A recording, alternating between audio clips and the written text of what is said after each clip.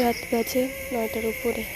সারাদিন সংসারের সব কাজকর্ম শেষ করে এখন যাব একটু রেস্ট নিতে। তাও বোধহয় এই পোড়া কপালে জুটল না। এখন নাকি তারা মাছ ভর্তা খাবে। তরকারি হয়েছে 2 জাতের, তাও তাদের তার কি করার। এখন আসলাম রান্নাঘরে, গ্যাসটাও শেষ, যে এত রাতে একটু গ্যাসে সব কিছু সেরে ফেলবো, তাই বাহিরেই আসতে হলো বাধ্য হয়ে। মাছ ভর্তা করে দিলাম, সবাই খাবে।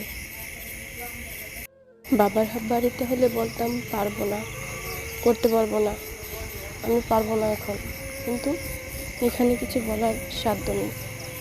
ওরা যখন যা বলবে তাই করতে হয়, মুখ বুঝে।